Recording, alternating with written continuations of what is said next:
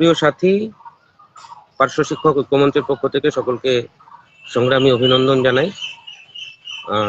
আপনারা অনেকেই জানতে পেরেছেন যে গতকাল আমরা পশ্চিমবঙ্গ বিধানসভায় পার্শ্ব শিক্ষক ঐক্যমঞ্চের তরফে আমরা উপস্থিত হয়েছিলাম। আমরা 6 জন সাথী গতকাল গেছি এবং পুরো বিধানসভা গতকাল আমরা এক প্রকার ঘুরেছি। সেই সঙ্গে সমস্ত এমএলএ মন্ত্রী গতকাল উপস্থিত ছিলেন। আমাদের নওশাদ সিদ্দিকী ভাই সহ শিক্ষামন্ত্রী, মুখ্যমন্ত্রী এবং সমস্ত এমএলএ, সরকার পক্ষের, সরকার বিরোধী সমস্ত এমএলএ গতকাল উপস্থিত ছিলেন। সকলের সঙ্গে আমরা সৌজন্য সাক্ষাৎ করেছি, প্রত্যেক বিধায়ক বিধায়িকা যারা ছিলেন তাদের সঙ্গে। তাদেরকে আমরা আমাদের বিষয় সম্পর্কে অবহিত করেছি। অনেকেই বলেছেন যে তারা যেদিন বিধায়ক সভায় বলার তাদের সুযোগ আসবে সেদিন তারা আমাদের বিষয়টা নিয়ে আলোচনা তুলবেন। তার মধ্যে রত্না দেবনাথ মহাশয়া তিনি স্পেশালি বলেছেন যে অন্য কর্মচারীদের সঙ্গে আপনাদেরটা সমান হয়ে গেল, এটা তারও খারাপ লেগেছে। তিনিও বিষয়টা বলবেন, নজরে আনবেন সরকারের, সে কথা তিনি বলেছেন। মাননীয় শিক্ষামন্ত্রী, তার সঙ্গেও গতকাল আমাদের দেখা হয়েছে, কথা হয়েছে। তিনি খুব তাড়াতাড়ি দপ্তরে আমাদের একদিন সময় দেবেন সেটাও বলেছেন। তিনি সময় সুযোগ করে নিক, সবটা বুঝে নিক, তারপরেই তিনি আমাদের সঙ্গে বসবেন সেটাও বলেছেন। মাননীয় মুখ্যমন্ত্রী, তার কাছে আমরা আমাদের যে দাবিপত্র সঙ্গে 13টি রাজ্যের যে বেতন বিষয়টা রয়েছে, বেতন কাঠামো বা বেতনের যে ক্রম সেটা রয়েছে, সেটা আমরা পুরো একদম লিস্ট বানিয়ে অর্ডার কপি সহ আমরা মাননীয় মুখ্যমন্ত্রীর হাতে তুলে দিয়েছি। তিনি পুরো বিষয়টা দেখার আশ্বাস দিয়েছেন এবং সব সমস্যাগুলো, কিছু সমস্যা রয়েছে সরকারের এখন, সেই সমস্যাগুলো মিটিয়ে আমাদের বিষয়গুলো আবারও তিনি তুলে ধরবেন সে কথা আমাদেরকে বলেছেন এবং তিনি এটার আমরা সেটা অবশ্যই আমাদের অপেক্ষা করতে হবে। সরকারের এখনো যা বুঝলাম তাতে সবটা গুছিয়ে উঠতে পারেননি, তো সেটা উঠুক। অর্থনৈতিক সমস্যা কিছু রয়েছে, সেটা আমরা শিক্ষামন্ত্রীর সঙ্গে অর্থমন্ত্রীর সঙ্গেও আমাদের গতকাল দেখা হয়েছে এবং তিনিও বলছেন যে অর্থের হাল খুব খারাপ রয়েছে, সেগুলোকে একটু গুছিয়ে নিয়ে আপনাদের বিষয়টা স্পেশালি দেখছি আমরা। গভর্নমেন্ট দেখছেন, মাননীয় মুখ্যমন্ত্রী তিনিও আমাদের প্রতি অত্যন্ত সহানুভূতিশীল, গোটা সরকার আমাদের প্রতি সহানুভূতিশীল, সেটা নিয়ে কোনো সমস্যা নেই, সন্দেহ নেই। তার আগের দিন আমরা মাননীয় আমাদের যিনি উকিল ছিলেন কৌস্তব বাগচি, তার সঙ্গে আমাদের তনুশ্রীদি এবং অরুণদা দুজন সাক্ষাৎ করেছেন এবং তার কাছেও বেশ কিছু বিষয় আমরা তুলে ধরেছি। আগামী দিনে আমাদের বিষয়গুলো যাতে সহানুভূতির সঙ্গে দেখেন, সেটা আমরা বুঝতে পেরেছি যে সরকারের খুব ভালো নজরে, সুনজরে আমরা রয়েছি, যেটা 15 বছরের সঙ্গে তুলনা করলে কোনো রকম ভাবে মিলবে না। যেভাবে গতকাল বিধানসভার লবিতে মাননীয় মুখ্যমন্ত্রীর হাতে দাবিপত্র সরাসরি তুলে দেওয়া থেকে শুরু করে বিভিন্ন বিধায়কদের সঙ্গে আমরা যখন আলোচনা করেছি, তাদের আমাদের প্রতি যে মানসিকতা, আমাদের প্রতি তাদের যে ধারণা, সেটা অত্যন্ত পজিটিভ, অত্যন্ত ভালো আমরা সেটা ফিল করেছি। আর মাননীয় শিক্ষামন্ত্রীর সঙ্গে আমার দীর্ঘদিনের একটা পরিচয় রয়েছে। তার সঙ্গে আমার ফোনে বিভিন্ন ইস্যুতে বিভিন্ন সময় কথা হয়েছে। তখন উনি বিধায়ক ছিলেন, এই ভোটের আগে বিরোধী দলের বিধায়কও যখন ছিলেন তখনও তার সাথে আমার ব্যক্তিগত একটা যোগাযোগ ছিল। তারপরে মন্ত্রী হওয়ার পরেও অনেকবার ওনার সঙ্গে ফোনে আমার যোগাযোগ হয়েছে, এখনো হয়। ফলে ওনার সঙ্গেও একটা ভালো জায়গা আমাদের রয়েছে। তিনি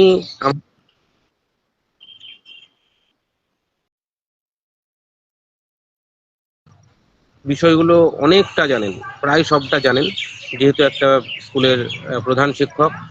সেই স্কুলেও প্যারা টিচার রয়েছেন, 4 জন প্যারা টিচার রয়েছেন।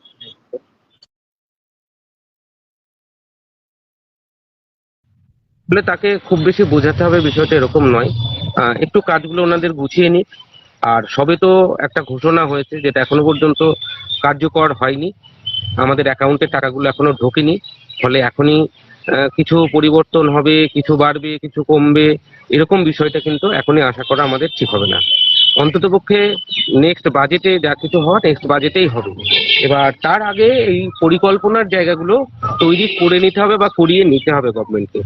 তো আমরা সেই প্রসেসেই আছি। শুধু তাই নয়, আমরা গভর্নমেন্টের কাছে আর একটা দাবিও জানাচ্ছি বা জানিয়েছি, সেটা হচ্ছে আমরা মাননীয় মুখ্যমন্ত্রী, শিক্ষামন্ত্রী সহ যে সমস্ত বর্তমান সরকারের প্রতিনিধিত্ব যারা করছে, যারা আমাদের পাশে বিগত দিন ছিলেন, আমাদের কথা যারা বলতেন, তাদের সকলকে নিয়ে আমরা কলকাতার বুকে একটা সভা করতে চাই।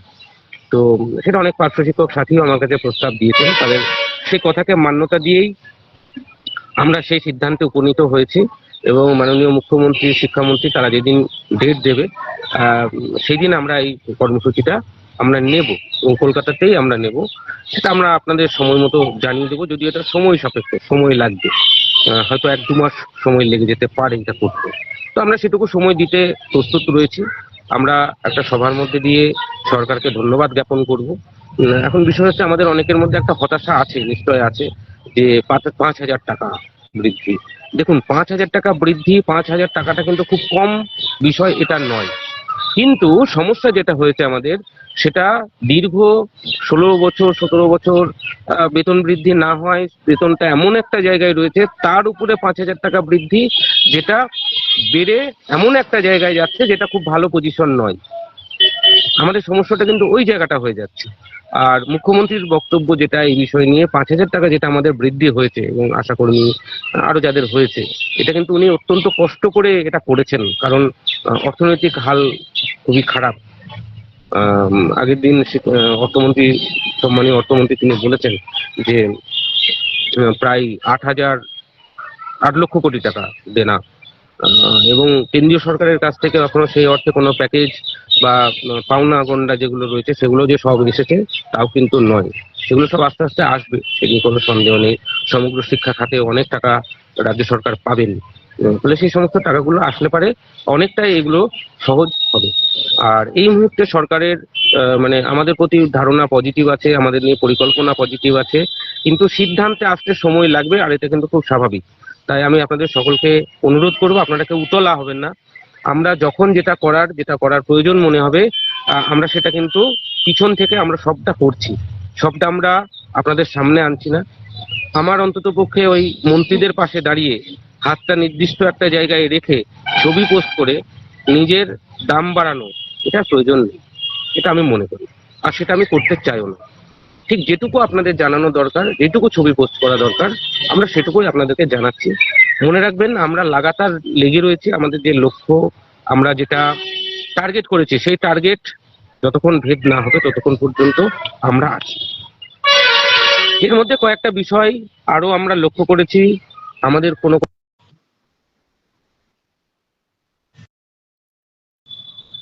নিজেদের দল ভারী করার জন্য নিজের পায়ে নিজেরা কুড়ুল মারার চেষ্টা করছে।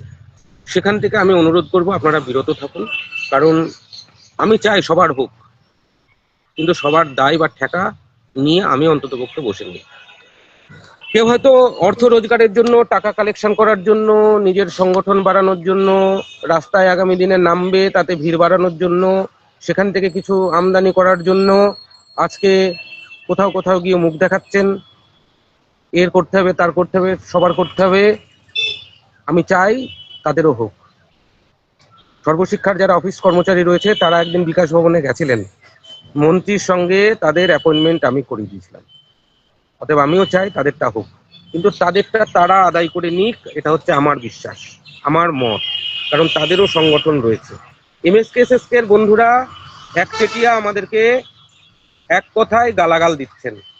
আমি আপনাদেরকে অনুরোধ করব, আমি আপনাদের শত্রু নই, বন্ধুও নই। আপনাদেরটা আপনাদেরকেই অর্জন করতে হবে।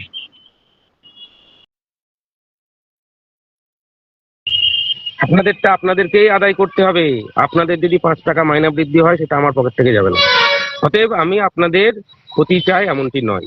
যারা 60 অপশন নিয়েছেন, তারা কিন্তু প্যারাটিচাররা যে সুযোগ সুবিধা পায় সেটার সঙ্গে অটোমেটিক্যালি চলে আসবে।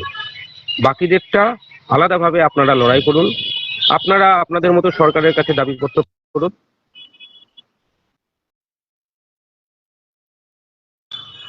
সরকার নিশ্চয় আপনাদের কথা ভাববেন, নিশ্চয় আপনাদের কথা সরকারের।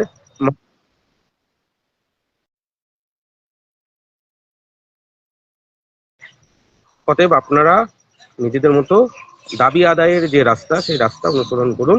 আমাদের কোনো আপত্তি নেই। আমি আমার পার্শ্ব শিক্ষক সাথীদেরকে বলবো 2011 সালে পার্শ্ব শিক্ষকদের স্থায়ীকরণ করা হবে 3 বছর থেকে 6 মাস থেকে 3 বছরের মধ্যে। তৎকালীন মুখ্যমন্ত্রী ধব্বাজ মুখ্যমন্ত্রী তিনি ঘোষণা করেছিলেন, সেটা কিন্তু কার্যকর হয়নি। আর সেটা যে কার্যকর হয়নি তার অন্যতম কারণ ছিল 2011 সালে আমাদের নেতাদের মধ্যে, আমাদের সংগঠনগুলোর মধ্যে নিজেদের মধ্যে নিজেরা দ্বন্দ্ব করা, আর হচ্ছে সরকারের কাছে একটা ভুল বার্তা চলে যাওয়া, যার ফলশ্রুতিতে 6 মাস থেকে 3 বছরের মধ্যে ধাপে ধাপে কোনো রকম উন্নতি পার্শ্ব শিক্ষকদের হয়নি। 15 বছর কেটে গেল, সরকার করেনি। তার জন্য কিন্তু অন্যতম দায়ী আমরা নিজেরাও, আমাদের সংগঠনগুলো নিজেরাও। তার পুনরাবৃত্তি যাতে না হয় আমি সকল পার্শ্ব শিক্ষক সাথীকে অ্যালার্ট থাকার জন্য আমি অনুরোধ করি। পার্শ্ব শিক্ষকদের জন্য এই দুর্মূল্যের বাজারে, যখন সরকার অর্থনৈতিক সংকটের মধ্যে রয়েছে, পুরো রাজ্যটাকে ধ্বংস করে দিয়েছে মুখ্যমন্ত্রী মমতা বন্দ্যোপাধ্যায়, প্রাক্তন মুখ্যমন্ত্রী মমতা বন্দ্যোপাধ্যায়, বিতাড়িত মুখ্যমন্ত্রী মমতা বন্দ্যোপাধ্যায়, সেখানে দাঁড়িয়ে আমাদের নাম উচ্চারিত হয়েছে। শুধু তাই নয়, মুখ্যমন্ত্রী আমাদেরকে বন্ধু সম্বোধন করে আমাদের শান্ত থাকার কথা তিনি আবেদন করেছেন। গতকালও তিনি কিন্তু একই কথা বলেছেন যে তিনি সবটা দেখছেন, দেখবেন। আর যে 13টি রাজ্যের আমরা তথ্য তুলে ধরেছি সেটাও তিনি তার মতো করে সেটা বিবেচনা করবেন। অতএব এই মুহূর্তে কোনো হুটোপাটা অন্য কোনো সিদ্ধান্ত নেওয়ার সময় কিন্তু আমাদের নয়। যদি সেটা কখনো আসে সেটা আমরাই আপনাদেরকে জানিয়ে দেবো। অতএব সে নিয়ে কোনো দুশ্চিন্তা আপনারা করবেন না। কয়েকটা মাস দেখুন, অপেক্ষা করুন। আমরা যতটা ছোটার সেটা ছুটব। আর একটা নেতা, মুর্শিদাবাদের একজন নেতা, তার অডিও বার্তা আপনারাও শুনেছেন, আমিও শুনেছি। তার বিগত দিনের কার্যকলাপ আমরা প্রত্যেকে জানি, প্রত্যেকে আমরা শুনেছি, প্রত্যেকে আমরা দেখেছি। তাদের যখন সরকার ছিল তিনি 5 পয়সার ভাতা বৃদ্ধি করতে পারেননি পার্শ্ব শিক্ষকদের জন্য। 18 সালে যে ভাতা বৃদ্ধিটা হয়েছিল সেটা আমরা করেছিলাম। তার সেখানে 5 পয়সার কোনো গুরুত্ব, ভ্যালু কিছু ছিল না। শুধুমাত্র পার্শ্ব শিক্ষকদের ধোঁকা দিয়ে তিনি এতদিন চালিয়েছিলেন। শুধু ধোঁকা দিয়ে নয়, পার্শ্ব শিক্ষক ঐক্যমঞ্চের আন্দোলনে একটা কর্মসূচিতে 30 জন, আর একটা কর্মসূচিতে তিনি 11 জনের নামে কেস করেছেন। সেই কেসে আমরা এখনো জড়িয়ে রয়েছি। আমার বিরুদ্ধে 5খানা মামলা তিনি বা তার নেতৃত্বে হয়েছিল। তার অডিও আপনারা শুনেছিলেন, কল্যাণী কাণ্ডে কিভাবে বেধড়ক পেটানো হয়েছিল আমাদের দিদিমণিদের, আমাদের মাস্টারমশাইদের, কিভাবে জামা প্যান্ট ছিঁড়ে দিয়ে পুলিশ আমাদের অত্যাচার করেছিল, তার নেপথ্যে কে ছিল সেটা আমরা সবাই জানি। তিনি আবারও মাথাচাড়া দিয়ে উঠছেন। আমি তাকে পরিষ্কার করে বলে দিতে চাই, যদি মনে করেন হুমকি তো হুমকি, যদি মনে করেন তো ধমকি তো ধমকি। কল্যাণী কাণ্ডের বদলা এখনো পর্যন্ত নিইনি মানে নেব না এটা নয়। যদি বেশি বাড়াবাড়ি করে, উনি আমাদের 11 জন আর 30 জনের নামে কেস দিয়েছেন। সংখ্যাটা কিন্তু অনেক বেড়ে যেতে পারে। 6 তারিখে উনি যে মিটিং ডেকেছে মুর্শিদাবাদে, তার ছবি আমাদের কাছে চলে আসবে। যদি কেউ যায়, তারাও কিন্তু সেই লিস্টে থাকবে। বদলা কিন্তু নেব বেশি বাড়াবাড়ি করলে। আর যদি মনে করেন শান্ত হয়ে থাকবেন, পার্শ্ব শিক্ষক ঐক্যমঞ্চ যেটা করছে সেটা করতে দেবেন, তাহলে চুপচাপ থাকুন। বাড়াবাড়ি করলে পারে কিন্তু সমস্যা আছে। আপনার জন্য ডিম থেরাপিতে হবে না, সেটা প্যারা টিচাররা জানে। আপনাকে কায়দা করতে হবে কিভাবে সেটা আমরা জানি, প্যারা টিচাররা জানে। লাইফ টাইম জেলে ভরে দেবো। মইদুল ইসলামের নামটা মনে আছে তো? জামিন হয়নি আর জামিন হবেও না। মইদুলের পাশে যদি থাকতে না চান, থেমে যাবেন। ভদ্রভাবে বলছি, থেমে যান। যেটা করছে করতে দিন। অনেক করেছেন, টানা 15 বছর ধরে হাওয়াই চটি চেটে প্যারা টিচারদের লাইফটাকে শেষ করে দিয়েছেন। যারা আজকে রিটায়ারমেন্ট করছে তারা খালি হাতে রিটায়ারমেন্ট করছে। তাদের বাকি জীবন কিভাবে কাটবে সেটা আপনারা ভাবেননি, আমরা ভাবছি। 65 বছরের যারা দাবি করছেন তাদের কথা আমরা ভাবছি। যাদেরকে বলেছিলেন যে ট্রান্সফার দেবেন, তাদের ট্রান্সফার দেননি মন্ত্রী বলার পরেও। অতএব আপনি থেমে থাকুন, বলে কিন্তু পরিস্থিতি খারাপ আছে। আমাকে যদি হস্তক্ষেপ করতে হয়, পুরো বদলা নেব। লাইফ টাইম জেলে ভরে দেওয়ার দায়িত্ব আমার, এটা মাথায় রাখবেন। আর যারা ওনার মিটিংয়ে যাবেন, যেতে পারেন, আমি না করার কেউ নই, আমি আপনাকে না করব না। ছবিটা যদি আমার কাছে আসে, আর এবং আসবেও, নিশ্চিত থাকুন। তাহলে কিন্তু আগামী দিনে অন্যরকম হতে পারে। আমি চাই না কোনো পার্শ্ব শিক্ষকের ক্ষতি হোক গোটা বাংলা জুড়ে। কোনো পার্শ্ব শিক্ষকের আমি ক্ষতি চাই না, কিন্তু যারা কাটিবাজি করবে তাদেরকে হাম লোক নয় ছোড়েঙ্গে, এটা মাথায় রাখবে। যে সমস্ত সংগঠনগুলো বেশি লাফানোর চেষ্টা করছেন, অনুরোধ করব থেমে যান, আমরা যেটা করছি করতে দিন।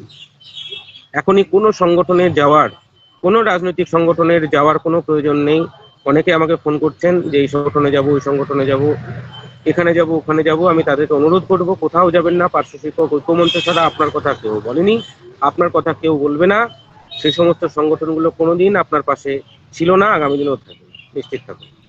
আর যাদের যাদের সঙ্গে যোগাযোগ রাখার দরকার, পার্শ্ব শিক্ষক ঐক্যমঞ্চ পুরোটার উপর যোগাযোগ রাখছে। যা যা পার্শ্ব শিক্ষকদের ভালোর জন্য করার, সেটা আমরা সবটা করছি, সব রকম ভাবে করছি। আমরা গতকাল প্রত্যেকটা এমএলএ যারা ওখানে উপস্থিত ছিলেন, তাদের প্রত্যেককে আমরা আমাদের কথা বলেছি। তারা আমাদের প্রতি কতটা সহানুভূতিশীল, সেটা যারা ওখানে গেছিল তারা প্রত্যেকে অনুভব করেছে, বুঝতে পেরেছেন। অতএব সেই জায়গাটা আজকে আমরা তৈরি করতে পেরেছি। আমরা যে প্রত্যেকটা বিধায়ককে, নিজের নিজের এলাকার বিধায়ককে যে আমরা সম্বর্ধনা দিলাম, সেটা কি কাজে লাগেনি আপনাদের মনে হচ্ছে? আজকে বিধানসভায় সরকার পক্ষ আমাদের দুঃখের কথা, যন্ত্রণার কথা বলে, বিরোধী পক্ষও আমাদের কথা বলে, যেটা এই লাস্ট 22 বছরে যেটা সম্ভব হয়নি পার্শ্ব শিক্ষকদের জীবনে। অতএব আমাদের জীবনে নতুন সূর্যোদয় হতে চলেছে, সেটা নিয়ে কোনো সন্দেহ নেই। আমি আপনাদেরকে এক বিন্দু মিথ্যা আশ্বাস দিচ্ছি না বা দেবও না। যদি এই সরকারের বিরুদ্ধে নামতে হয়, আমরাই নামবো।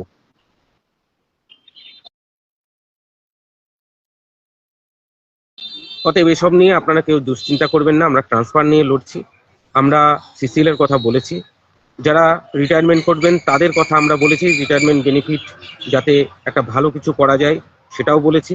বয়স বৃদ্ধি করতে চাইছেন যারা, চাকরির মেয়াদ বৃদ্ধি করাতে চাইছেন, সেটা নিয়েও আমরা চর্চা করেছি, আমরা সেটা প্রস্তাবও দিয়েছি। অতএব চিন্তার কোনো কারণ নেই। আগামী দিনে সবটাই আলোচনার মধ্যে বের করার আপ্রাণ চেষ্টা করব। যখন দেখব যে হচ্ছে না, তখন যেরকম ব্যবস্থা নেওয়ার দরকার পার্শ্ব শিক্ষক ঐক্যমঞ্চ সবটা দেখব।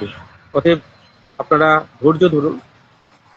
তবে একটা ঘোষণা হয়েছে, সেটা এখনো কার্যকর হয়নি, তার নোটিফিকেশন হয়নি। নোটিফিকেশন হোক, আমাদের অ্যাকাউন্টে ক্রেডিট হোক, তারপরে কিন্তু আমরা পরবর্তী পদক্ষেপের কথা চিন্তা ভাবনা করব। আর তার আগে আমরা সরকারের সঙ্গে যোগাযোগ রাখছি। সরকারের সঙ্গে যোগাযোগ রেখে আমরা যাতে একটা সভা করতে পারি, একটা যাতে সিটিং করতে পারি, সেই বিষয়গুলো আমরা পুরোপুরি নজরে রাখছি। যাই হোক, আমি আপনাদের সকলকে অনুরোধ করবো, আমরা সবটা নিয়ে চিন্তা ভাবনা করছি, কেউ কোনো রকম দুশ্চিন্তা করবেন না। সময় লাগবে, সময় দিতে হবে। 15 বছরে যেভাবে নিচে নেমে গেছি, সেখানে দাঁড়িয়ে আমরা যে ওঠার চেষ্টা করছি এবং সেটা উঠতে চলেছি, সেটা একটা ভালো ব্যাপার। সরকারি তথ্য অনুযায়ী 155 রকমের এই ক্যাজুয়াল কর্মচারী রয়েছে। আমার হিসাবে সংখ্যাটা আরো বেশি। আমি যদি 155টা আইটেমও ধরি, 155 রকম ধরি, তার মধ্যে 5-6 রকম কন্ট্রাকচুয়াল কর্মীর ভাতা বৃদ্ধি হয়েছে, তার মধ্যে কিন্তু আমরা রয়েছি এবং আমরা সরকারের সুনজরে রয়েছি, সেটা নিয়ে কোনো সন্দেহ নেই। আগামী দিনে মাননীয় মুখ্যমন্ত্রী যে ঝাড়াই বাছাইয়ের কথা বলেছে, সেটা কিন্তু প্রায় সকল কর্মচারীদের ক্ষেত্রেই হবে। পার্শ্ব শিক্ষকরা যাতে বাদ যায়, আর আমরা সেটার জন্য প্রস্তুত রয়েছি, সে নিয়ে কোনো সন্দেহ নেই, সেটাও আমরা দেখছি। স্টেট পাস বিষয় নিয়ে দেখার কিছু নেই, মাননীয় মুখ্যমন্ত্রীর সঙ্গে আমরা এটা আলোচনা করব। যদিও তিনি একটা জায়গায় বলেছেন, আমাদের সাথীদেরকে দেখা করেছিলেন, তাদেরকে বলেছেন যা হবার সবার একসাথে হবে, সবার একই হবে। তো আমরা সেটার জন্য অপেক্ষা করছি। নলে পরে 10% যারা পাস করে রয়েছেন তাদের বিষয় নিয়েও চর্চা আমরা করব। মাননীয় শিক্ষামন্ত্রীর সঙ্গে আমরা এটা নিয়ে যেদিন বসবো সেদিন কথা বলবো। কোনো বিষয় ফাঁক যাবে না। যারা আয়ুষ্মানের কথা বলেছেন, সেটাও আমরা নোট করে নিয়েছি, সেটা নিয়েও আমরা চর্চা করব, যাতে প্রত্যেক পার্শ্ব শিক্ষক অন্ততপক্ষে চিকিৎসার বিষয়টা তাদের সঠিক থাকে, তার জন্য আয়ুষ্মান কার্ড যাতে পায়, সেটাও আমরা আলাপ আলোচনার মধ্যে নিয়ে আসবো। সময় লাগবে, এত ছটপট করলে হবে না। ওই যে বললাম, 15 বছরের যে তলানিতে আমরা ঠেকে গেছি, সেখান থেকেই পার্শ্ব শিক্ষকদের বের করে আনা অত সোজা কাজ নয়, অত সহজ কাজ নয়। সরকারের সুনজরে আছে, সেটা আপনারা প্রত্যেকে বুঝেছেন। মাননীয় মুখ্যমন্ত্রীর যে বিবৃতি পার্শ্ব শিক্ষক ইস্যুতে, সেটা আপনারা শুনেছেন। আজকেও তার মুখ থেকে আমাদের কথা শুনতে পারেন হয়তো। আজকেও ন্যাশনাল লাইব্রেরিতে একটা শিক্ষকদের সম্মেলন রয়েছে, আমাদেরকে যাওয়ার জন্য বলেছিলেন, কিন্তু আমরা যাইনি, কিন্তু আমরা প্রতিনিধি পাঠিয়েছি। আমাদের অষ্টদা হাওড়া জেলার কনভেনার, তিনি আজকে ওখানে উপস্থিত আছেন। ওই সভাতে তিনি থাকবেন এবং আমাদের কথা তিনি মাননীয় মুখ্যমন্ত্রীর কাছে তুলে ধরবেন। এটুকুই আপনাদের কাছে জানানোর, এটুকুই আপনাদের কাছে বলার। সকলে ভালো থাকবেন, সুস্থ থাকবেন, সকলকে ধন্যবাদ।